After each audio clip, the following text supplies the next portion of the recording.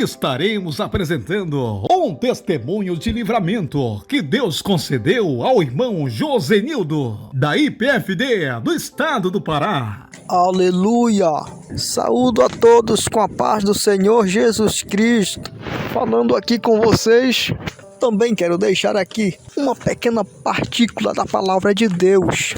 Em 1 Coríntios, capítulo 15, versículos 3 e 4, que diz desta maneira: porque primeiramente vos entreguei o que também recebi, que Cristo morreu por nossos pecados, segundo as Escrituras, e que foi sepultado e que ressuscitou ao terceiro dia, segundo as Escrituras.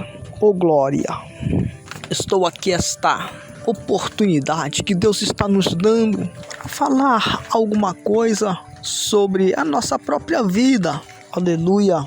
Mas Deus nos deu um livramento e da parte dele, ele operou na nossa vida.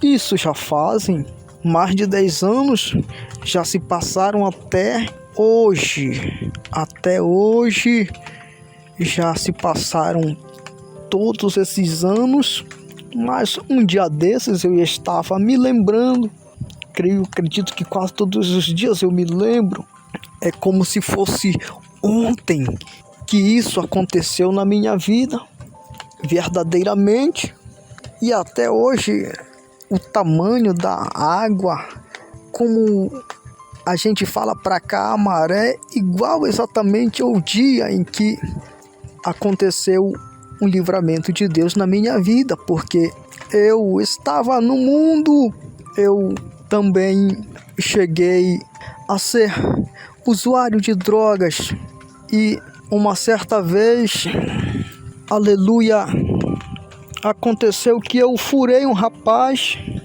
mas só que por eu ser um usuário de drogas, o povo não gostava de mim, e queria o meu mal. Eu furei o rapaz, né, e quase ele morre, o povo não gostava de mim, e então, aleluia, o povo começou a dizer que tinham que me prender, eu deveria ser preso por causa disso, mas porém os pais e nem o rapaz foram prestar queixa nem alguma contra mim, mas mesmo assim, passaram-se uns 3 dias, durante esses 3 dias, após o acontecimento, eu estava na casa da minha tia. Após os 3 dias eu vim para casa, eu voltei para casa, mas a minha tia falou para um pastor de Belém do Pará, que estava aqui no Baixo Tocantins, ele estava em uma missão missionária aqui no Baixo Tocantins, para que o pastor viesse falar comigo, conversar comigo, aleluia, e o pastor orou a Deus e disse para Deus que se Deus tinha um plano na minha vida, era para que Deus colocasse ele frente a frente comigo, aleluia, e o pastor orou dessa maneira, e quando eu vim para casa de volta, uma certa tarde eu estava em casa, aí chegou o pastor com mais 3 pastores, mais uns irmãos. Aí o pastor querendo conversar comigo, aí começou a conversar comigo sobre a palavra de Deus. Eu escutando o pastor, quando eu olhei para a mata por trás de casa, eu vi um segurança vindo. Porém ele estava com vestes normal, estava paisano. Atrás do segurança, 2 policiais, cada um com um fuzil. Aleluia. Mas eu disse para o segurança, quando o segurança chegou bem perto de casa, eu disse para ele: sobe. Eu disse para o segurança subir. Mas eu não sabia que ele estava com a intenção de tirar a minha vida, que eles foram mandados com a ordem de tirar a minha vida. E a segurança subiu, a segurança pegou no meu braço e disse: tu vai ser levado para a delegacia para prestar depoimento. Me algemou, me colocaram em um barco, me levaram para a vila de Curuçambaba, mas porém eles estavam com a ordem de me matarem, de tirar a minha vida, mas a ordem não era da polícia, a ordem era da milícia para me matarem. A ordem era da milícia para me matarem, porque o povo não gostava de mim, falava mal de mim, porque eu usava droga, também eu só vivia de festa, mundano, todo o tempo no ritmo de festa, eu só andava no ritmo de festa, de farra, aleluia, embora eu nunca me envolvia com mais nada errado, não, com roubo, em nenhuma outra coisa errada. A única coisa que eu fazia era isso, usar droga e beber, bebida alcoólica, me alcoolizava aí. Mas aí, aleluia, o povo ele sentia, né, algo contra mim, né? Sentia algo contra mim, aí por isso foram enviados esses 3 homens para tirar a minha vida, mas porque o pastor estava aqui em casa, era o pastor Ivo, o pastor Zenil, pastor Renildo e pastor Aldo. Aí por isso eles não praticaram ação por causa disso, porque eles estavam em casa junto comigo naquele momento. Me levaram, porém eles estavam mesmo com a ordem para tirar a minha vida, e aí me levaram para o Carapajó, da vila de Curuçambaba. Aí do Carapajó eu fiquei lá, passei a tarde e a noite lá, e me levaram para a cidade de Cametá. Aleluia, mas a sentença ainda estava de pé, a sentença de morte contra a minha vida ainda estava de pé, mas eu fiquei apenas segunda-feira fiquei detido. Aí segunda-feira à tarde prestei depoimento, eram umas 8 horas da noite quando eu prestei depoimento, eles me soltaram, me liberaram. Eu voltei para casa, mas porém não queria nada com Deus, não queria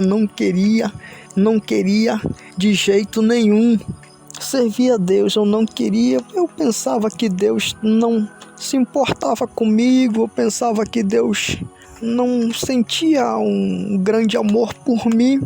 Eu voltei para casa, mas o pastor Ivo ainda voltou em casa, nem uma tarde como esta aqui, parecida como esta tarde.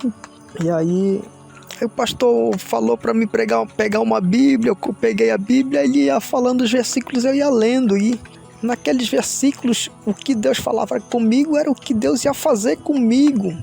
Aleluia, Deus ia fazer comigo, Deus falando comigo, que Deus faria comigo, aquelas coisas que estavam escritas na palavra, na Bíblia Sagrada, eram promessas de Deus.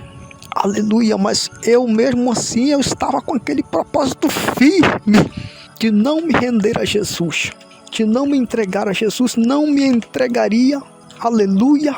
Mas Deus, pelas suas infinitas misericórdias, o pastor Ivo teve uma visão naquele exato momento em que eu estava com a Bíblia na mão, lendo, com aquela decisão firme no meu coração de não me render, porque Jesus estava me chamando.